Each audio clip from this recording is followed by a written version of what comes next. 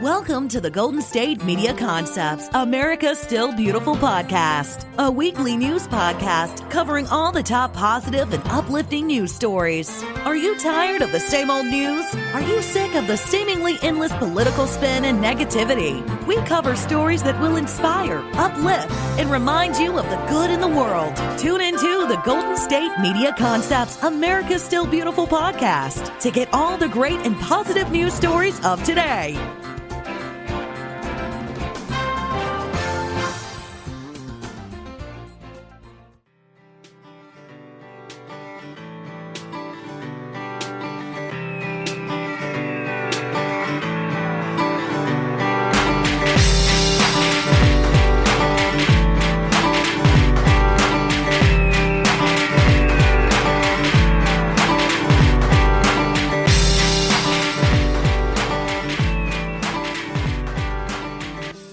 Welcome to GSMC, America's Still Beautiful podcast, brought to you by the GSMC Podcast Network.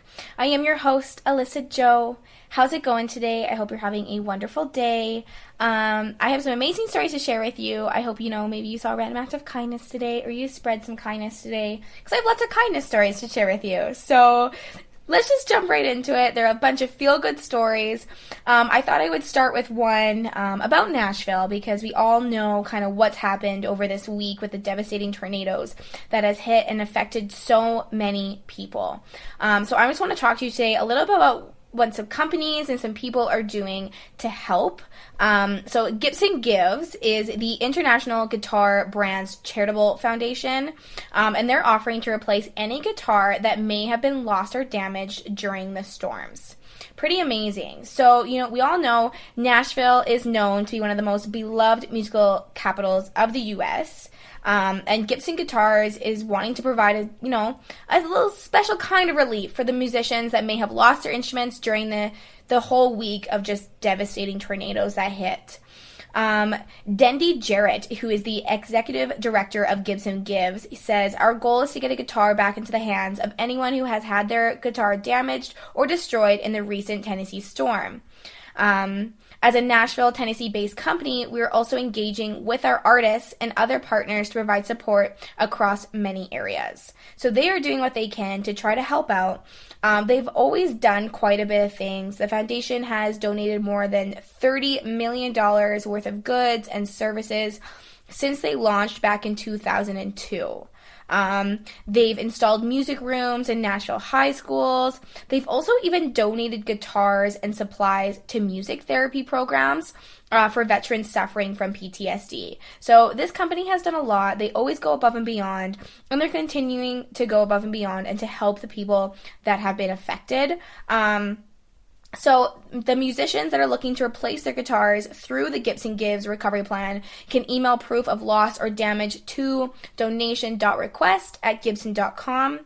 So the replacement guitars may be prototypes or refurbished guitars that are going to be selected by Gibsons and their people.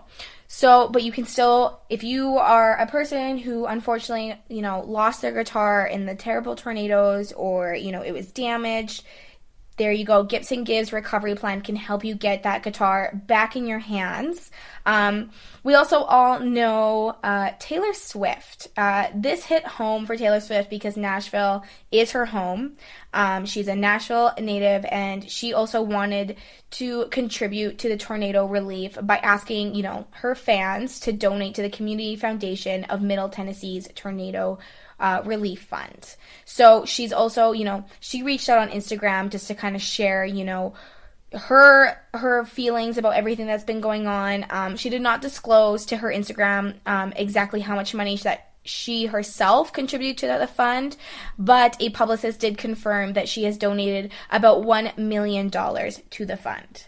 So yeah, there are lots of people out there that are trying to help and do what they can. Gibson Gives, the international guitar brand's charitable foundation, is going to replace the guitars that have been lost or damaged. So for more information, I'm sure you can search up the Gibson Gives website if you are somebody that has been affected that way. But yeah, I thought I would start off with that story today because it's a little bit of a positive to something that's been so terrible this past week. And so, yeah, I thought I'd just bring up how people are going above and beyond and to help each other and just to relieve a little bit of the impact that these tornadoes did for so many people. My next story is about protecting the sagebrush habitat. We're going to dive into some environment. So Idaho has for several years been very proactive in taking steps to protect sagebrush habitat, basically just for the sake of hundreds of species, including the sage grouse. So now a federal judge in the state has voided nearly 1 million acres of oil and gas leases on federal lands across 11 western states. So the judge says faster and easier lease sales at the expense of public participation is not enough. It was about a 30-day public forum style comment period followed by an administrative protest period on all recent leases on public land. So in January 2018, the Bureau of Land Management, BLM, issued a memorandum of instructions to streamline the leasing process by making common sense adjustments to steer it away from the over-regulation while still maintaining standards of public health, environmental review, and public input. So he says the court wasn't fooled by the agency's efforts to disguise the intention to provide greater influence to extractive energies, and the sage grouse and 350 other sagebrush dependent species will benefit from today's win. So that was Tallahassee Brooks, an attorney with Western Watersheds Project, which is one of the environmental groups which has supported the Idaho reversal. So under the recent rollback of the protections for about 9 million acres of western sagebrush habitat, departments like the BLM, the Bureau of Land Management, Environmental Protection Agency, and the Interior have moved to allow states to take greater autonomy in energy and mineral production within their borders. So this has involved making decisions that kind of partly, sometimes entirely, outflank citizen input in the case of the EPA, while the BLM has opened much shorter public comment periods and also established different methods of accepting public feedback, with some regional offices accepting only fax or in-person protests rather than by email. The treeless meadows of the sagebrush habitat characterize the American West and the greater sage grouse. So it has its extraordinary mating ritual every spring. It's become the poster child of the ecosystem, they call it. The bird's population, once numbering 15 million, has been reduced just to about 500,000 throughout because of habitat loss, drilling, and disease. So private-public partnerships in states like Idaho have intervened by slowing and even halting the decline of Karamastic bird, so much that the near-threatened species never had to be listed on as endangered under the law.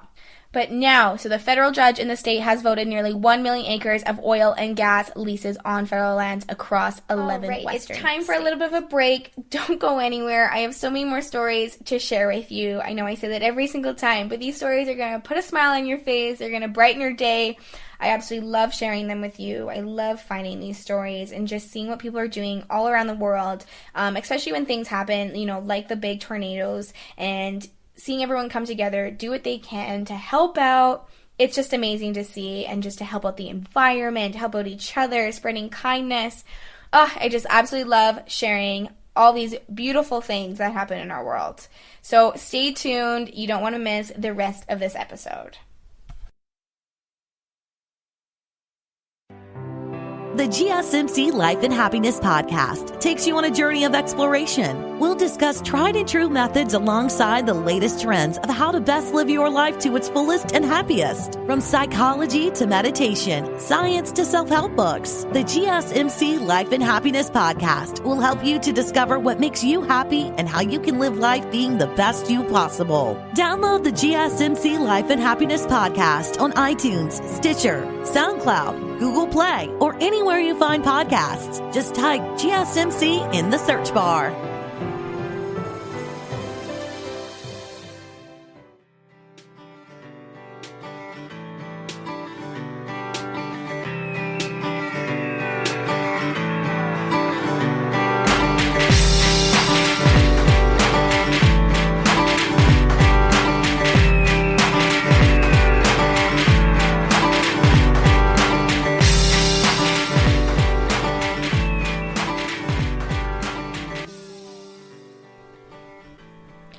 Welcome back to GSMC, America Still Beautiful podcast. All right, my next story is about climate change. This is something that we've kind of focused on with gasoline and trees that really contribute to climate change. But the attention to fight against climate change, has really been focused on gasoline and trees. It is a huge thing all around the world right now. Everyone, we're all trying to do what we can to fight with this climate change. But the thing is 75% of the planet's surface is covered by the ocean. And so I have studies have shown there's a new thing, that could help fight against climate change. A natural process taking place underwater basically has excited scores of climate-conscious investors at the recent World Economic Forum, and they may want to help. So what they say is during the recent wildfires in the Amazon rainforest, journalists often portrayed trees as the lungs of the world. That's what they were calling them. But the title most certainly belongs to the phytoplankton, which alone refreshes nearly 50% of the atmospheric oxygen on planet Earth. So, which is the value of 4 Amazons. So, in the effort to stop the warming of the planet, our greatest allies could be the great blue species. Are you ready? The great blue species of the whales. Whales could be our answer to stop climate change.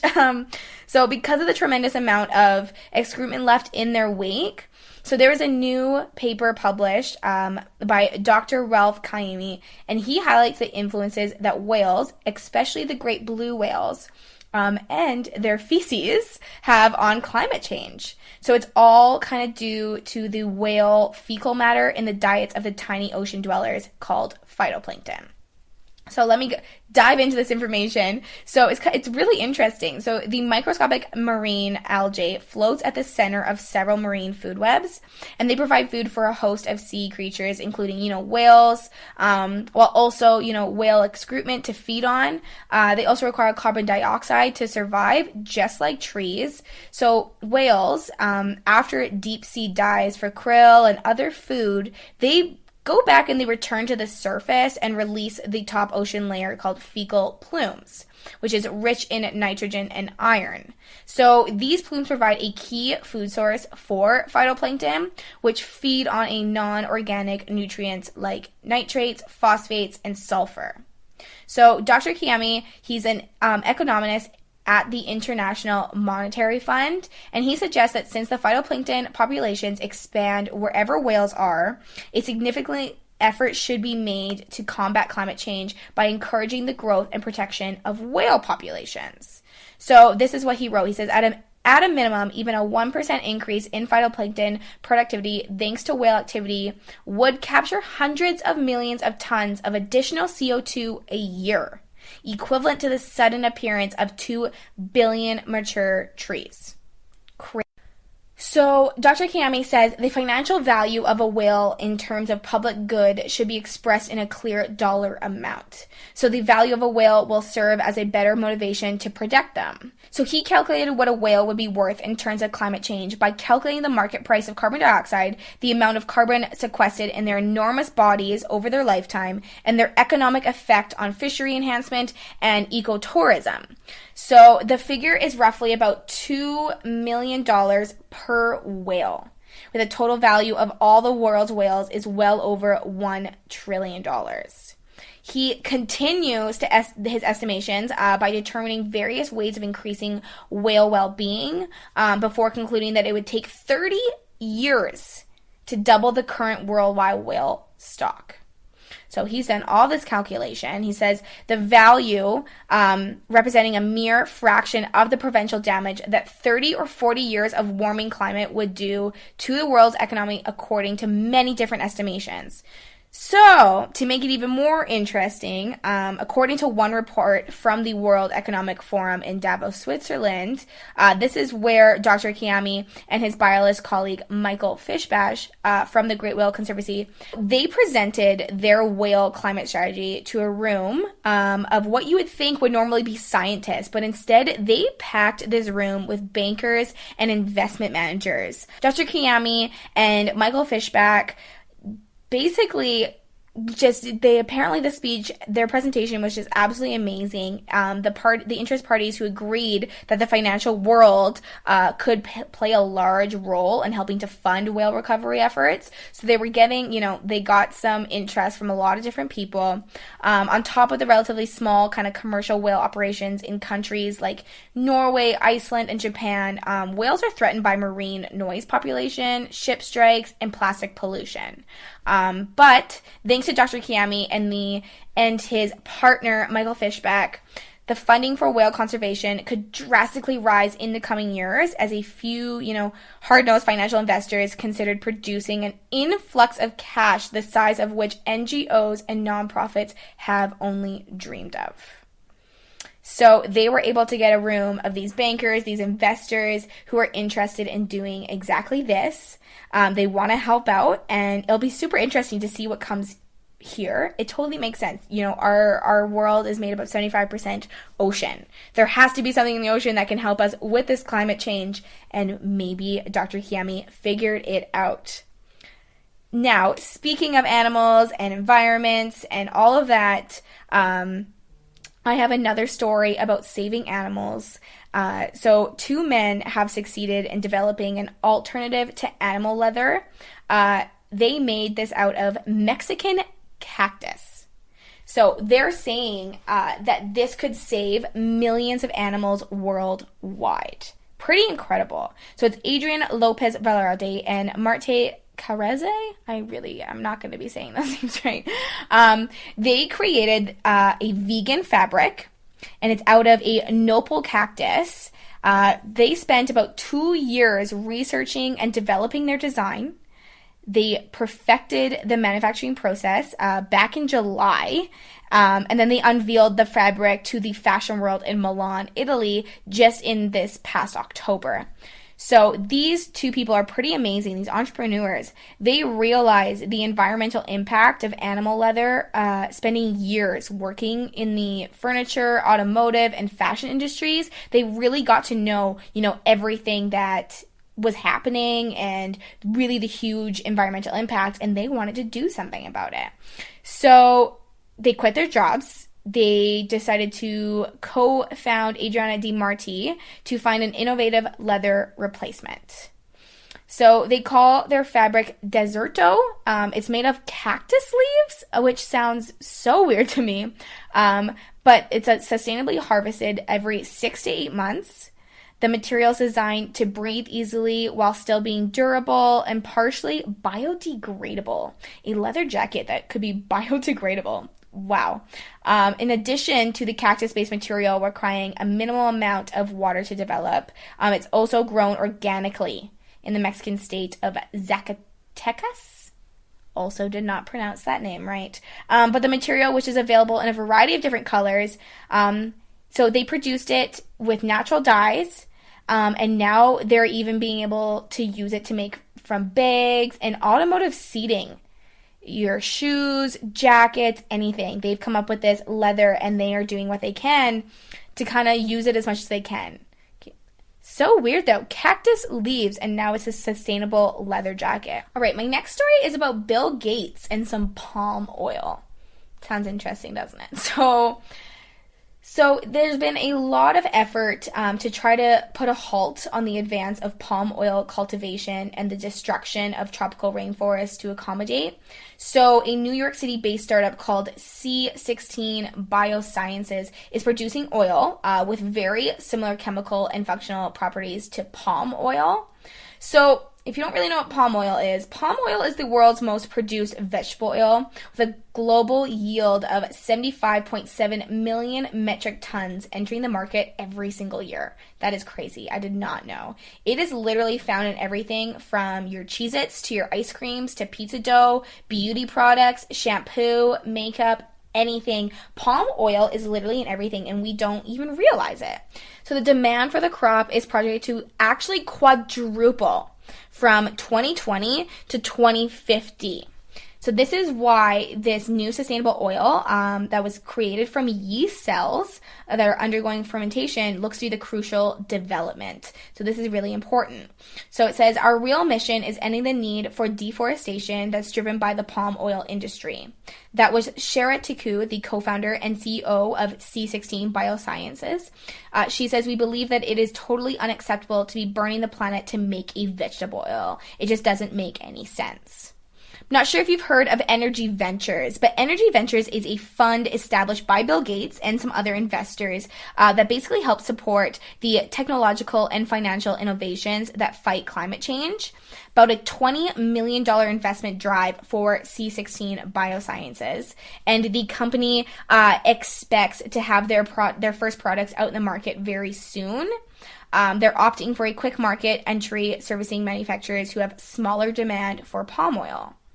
So the CEO, Shara Tiku, sees an opportunity for their faux palm oil to succeed in the beauty industry specifically, where the demand for clean beauty products is growing. Of course it is. We all want to be having clean beauty products on our faces. That is so true. It's huge. So the demand for the palm oil for beauty brands is relatively small right now. So Shara thinks that what they have created, what they have come up with, is going to be great for beauty products. I'm super interested to see what they come up with when this comes out and hits the market.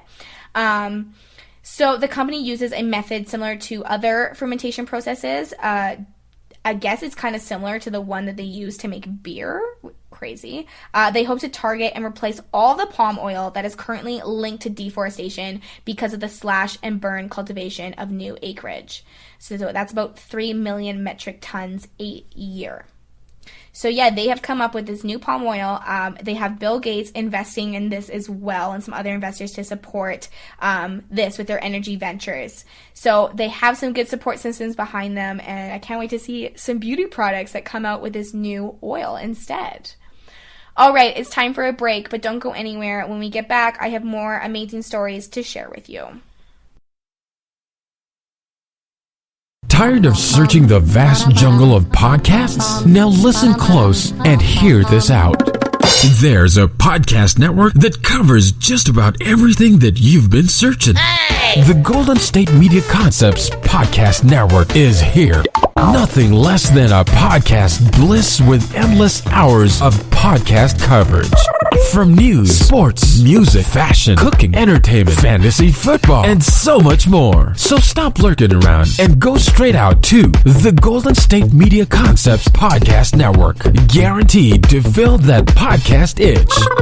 Whatever it may be. Visit us at www.gsmcpodcast.com. Follow us on Facebook and Twitter, and download us on iTunes, SoundCloud, and Google Play.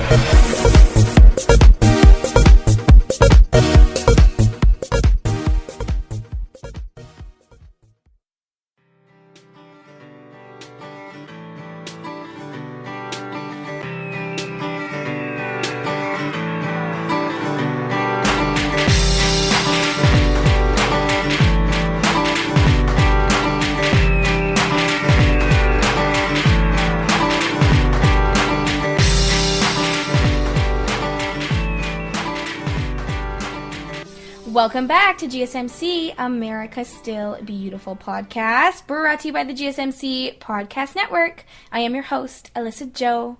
Let's jump right back into some more stories for you. I have a really cool one about a very brilliant, interesting 34-year-old engineer. She has decided to build her own mobile phone with a rotary dial. She simply did this because she despises texting and she despises overcomplicated smartphones. So she came up with her own mobile phone with a rotary dial. Her name is Justine Hupt. She spent the last 3 years developing an old school device so that it can fit in her pocket. It gets better reception and it maintains a battery life up to 30 hours. So she wrote about her retro cell phone that she came up with on her blog, and I guess the website literally crashed because there were so many visitors that were just like wanting to admire this retro gadget. She has had so many requests from so many different people, basically just fellow smartphone haters begging for her own version of the phone. So now she is literally offering DIY, build-it-yourself kits to the public to come up with these phones. Pretty interesting. So she's from New York's Brookhaven National Laboratory, and she says she was inspired to make the phone because she just simply dislikes the culture and the design of smartphones. She says, I work in technology, but I don't like the culture around smartphones. I don't like the idea of being at someone's beck and call every moment, and I don't need to have that level of access to the internet. She goes, I've never texted, and building this phone was in part so that I would have a good excuse for not texting. Now I can hold up this phone and say, nope, sorry, I can't text. I saw a picture of it, and it's literally has like the rotary thing. It is insane. It's so cool. But it's just simple. It's like an old school phone that she just wanted to use instead of the smart. There's so many people that don't like smartphones, that don't like all this, high-tech technology, while others absolutely love it, and they want the latest and the newest. I guess she did once buy a Samsung Galaxy smartphone for her mother, and she played around on it for quite some time herself, and literally after a month, she said she just got rid of this device because she just, could not do it. She said, I thought I would give it a try, but I lasted less than a month, because I just went back to my flip phone. So she says, I'm an engineer, I love technology, but the phone is not the way I want to do it. She says it's actually horrible when you open an application, then you want it to go away, but you don't know if it's closed. It grains the fiber of my being. So she just absolutely despises it. So she came up with her own. She had a flip phone for a very long time. So she could technically text before, but she didn't really want to. She's like, I don't want to text. I don't want to have any of this stuff on my phone. So she just wanted to literally, she said to herself, why not make a rotary dial phone? So she wanted it to fit in her pocket. She wanted it to be sleek, something that she could actually use, so she could walk away with. So she sourced out a rotary dial from an old trimline telephone. She made sure that the dial was small enough to fit on a phone, which could slip in her pocket. She says, I was particular about getting one that could be as compact as possible. She didn't want to be carrying around this chunky device. She even actually bought a cell phone radio development board from a hardware company in order to build a plastic proof of concept prototype before designing her own circuitry for the whole thing. So she went through all the measures that she needed to make sure she was doing this right. Then she used a 3D printer to create the cell phone case, and she added speed dialing buttons so she could call her husband, her mother, her best friend. It's just like a click of the button, just like your regular phone that you would do. She goes, if I want to call my husband, I can call him by pushing a single button. I can call people more quickly on this phone than on my old phone. Guess that's true. You have to, log in, type your password in, go into your favorites, whatever, right? So true. So yeah, she can just have a click of the button. She can call her husband. She says it's fun, it's tactical, it's interesting, it's simple, and it's exactly what she wanted. She added a display to the phone so that she could see messages and missed calls. She says it's actually an e-paper, the same material that you find on Kindles. Those kinds of displays are cool and underutilized in technology. So it has a prepaid SIM card, and it's compatible with the cell phone radio as well. And she says, I never expected to go viral with this. I didn't want to sell it at first, but everyone was literally bombarding me, and I got so many emails from people begging to buy a phone. And then someone suggested that I should just make a kit. So from there, she decided to make a kit so that people can make their own phones. Customers can buy the kit. It includes the circuit board, the 3D printer parts, that's from her own company, Sky Edge. That's for $170. You do have to source your own rotary dial because that can be a little bit difficult. She said, I'm looking at making a more inclusive kit that will come with absolutely everything you need, but for right now, this is what she has. So you can basically buy this kit and come up with make your own cell phone, your own DIY cell phone that is nothing like a smartphone. You have speed dial right away. It's pretty interesting. I had to share it because, some people love technology, some people hate technology, but this girl, she found her way around it, and I think it's pretty interesting. I'm definitely going to post a picture of that up on our social media pages, so don't forget to check that out. I did mention in the beginning of this episode a story about the Nashville relief and what people are doing to kind of help out. Well, I did find another story about it, and thousands of meals that were meant for an Ohio sports festival will be sent to Nashville to feed the first responders. So since, the ever so growing coronavirus fears have been, all over the world, the annual Arnold Sports Festival was prohibited from allowing general spectators. And that means that it left this event with a bunch of extra food. The event, which is a multi-sport festival, includes the Arnold Classic, a bodybuilding competition named after Arnold Schwarzenegger. It takes place every year in Columbus, Ohio. This year, though, Ohio authorities prohibited general spectators from attending this festival just because of the coronavirus. So they had literally so much food, because they had enough food to accommodate about 200,000 people that typically attend this event. So instead of throwing it all away, the festival found a better use, and that is to send the meals to tornado victims in Nashville, first responders, anyone that they can do to help out there. They said we wanted something positive to happen to the food that could not be repurposed. So Molly Dale, who's the general manager for Levi, the Greater Columbus Convention Center's food service provider, she says, a refrigerator truck will leave the Greater Columbus Convention Center. It's expected to arrive at the Nissan Stadium where the Tennessee Titans play on Saturday. And they're donating all the food that they can, and they just wanted to help out. That is a lot of food. To accommodate 200,000 people, that is a lot of food. The plan at first, I guess, is to feed the first responders as well, donations including chicken salad, egg salad sandwiches, mixed green salad, fruit, yogurt, a vegetable medley, brown rice, potato chips, bottled water, all these different things is all being donated. So there you go. More people helping out in need. That is a lot of food that is going to help so many people that need it. It is so great to see people come together at the times that we need it the most. So my last story I thought I would share with you for today's episode is about a man named Orrin Gilbert. For 30 years, he has helped a 7-Eleven at 5 a.m. and he doesn't even work there. So he's 95 years old, and he literally goes from his front door to 7-Eleven, 5 a.m.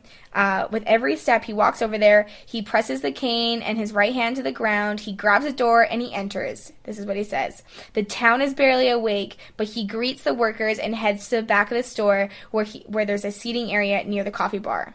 So I guess everyone calls him Mr. G. He grabs a cup and he starts checking the coffee levels. He doesn't make the coffee. He just keeps an eye on the things and lets employees know. He does not get paid for anything. He just has some bananas and a coffee. But for literally more than 30 years, he's come to 7-Eleven just to help out at 5 a.m. So aside from checking the coffee, he heads to the back storage room. He'll grab the cardboard for the pizza boxes. He steps behind the counter and starts assembling them. When he's done, he grabs his cup of coffee and heads to another section of the store. Guess he opens up the glass refrigerator doors. He starts turning bottles. He goes, anything that I can do, at eye level that he can just see, he'll just help out. He just wants to help out. He says he turns all the labels face out for the customers. He literally just wants to help out at 5 a.m. at the 7-Eleven. It's pretty amazing. He's not paid with money. He does get some bananas and coffee. So why does he do it? People are asking, why does he do it? And he's like, they've just got behind a couple times. So I said, well, I'll start doing it. And I just helped out where I could. And that's just how it's been. He literally goes there 6 days a week, Monday through Saturday, whenever he can. So he goes to church on Sundays. But other than that, he is there at 5 a.m. helping out 7-Eleven and just get some bananas and coffee for all of his hard work. He says, it's just seeing the people and talking to them. I know a lot about them and what's going on with their families. You learn a lot about people who come in here, like what their kids have accomplished and what they're doing. So people actually notice when he's not there, and they will ask, the people working, where is he? Where is he today? So, yeah. He literally 5 a.m. for 30 years. He does not work there. He does not get paid. He just likes to help out. He likes to just connect with people, find out what's going on in their lives, and just do what he can to help out. Thought I would share that cute little story to finish off today's episode. But thank you so much for listening to GSMC, America's Still Beautiful podcast, brought to you by the GSMC Podcast Network.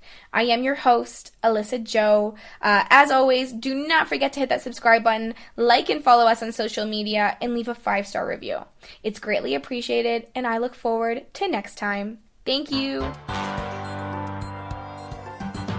You've been listening to the Golden State Media Concepts, America's Still Beautiful podcast, part of the GSMC Podcast Network. You can find this show and others like it at www.gsmcpodcast.com. Download our podcasts on iTunes, Stitcher, SoundCloud, Google Play, or anywhere you find podcasts. Just type in GSMC to find all of our shows. From the GSMC Podcast Network, from social media news to marketing news, and even weird news, the GSMC Podcast Network has you covered. You can also follow us on Twitter and Facebook. Thank you, and we hope you have enjoyed today's episode of the Golden State Media Concepts, America's Still Beautiful podcast.